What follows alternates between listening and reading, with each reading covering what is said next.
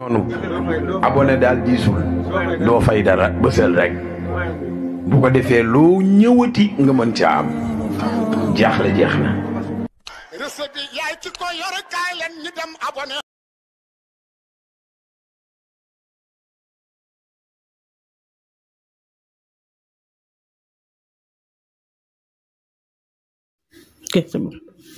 alhamdulilah rabbil alamin alhamdulilah allazi hadana li hadha ma kunna linahtadiya lawla an hadana Allah. ñu ngi sant yàlla ba di jël ci yàlla Muhammad sallallahu alayhi wa sallam di kontaan ci li nekk jullit di ñaan yàlla nañ ci dund yàlla nañ ci dee. waaw par rapport ak vidéo bi nga xam ne démb ñu bëri yónnee woon nañ ma ko fekk ñu amoon ay activités yu nekkoon ak yaram bu jagati woon ba tax ñu ne woon dinañ ci revenir pour dimbale ko jaamu yàlla yi. lu ko Oustaz Barham Diop waxee ci vidéo bi noonu la ko Baye Niass waxee noonu la ko Maam Abdoulaye Niass waxee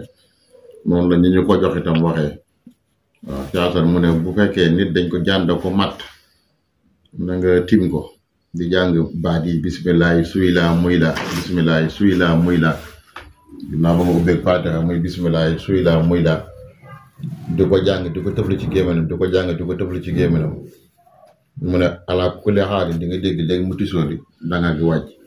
mu ne su fekkee ne nit ki dafa nekk fu sori masalan expérience bi man kenn ki dafa nekkoon Tamba astafurlah Casamance ñu oote ñu ne jànd ko matt da ngay bind turam ci suuf si. donc Oustaz Barham Diop ci vidéo bi sax mu ngi naan sax moom ci volant otoom loo ko bind mais bàyyi dana ci suuf si nga koy bind turam rek di ko jàng di ko ci tëfli di ko jàng di ko ci tëfli di ko jàng di ko tëfli balaa nga pare di nga dégg moom mu oola mu ne tisooli na dangar yi wàcc na kon boog Fatiha la Fatiha jële bu ngeen xoolee sa bismillah yi baa bi mooy ci bismillah bi suy laa siin bi ñëw na muy laa miim bi ñëw na kon ci turu bismillah yi boo xoolee ci la ñëwee kon ci biir Fatiha la moo tax kon boobu base baa ngi noonu baat bi mooy bismillah yi suy laa muy laa képp ku koy jàng balaa nga ci am ndigal nag na nga jàngal si maam imam Assane Sémi Fatiha 11 xulala di saat Fatiha ñaanal ko maalam Adama Sémi nga xam ne moom ci boppam moom maalam Adama Pa Amadou Thiam nax bu moo ko joxoon imam moo ñu ko joxoon ak kenn benn paa bu nga xam ne maa fàtte tur bi dëgg laat ma ko ñett yëpp yore naa ko moo tax nag pour wane ne lu wër na bismillah suy laa muy laa képp ku jaan mat suñ ko koy jàngalee bu la jegee nga koy tëfli ci gémminam dina dañ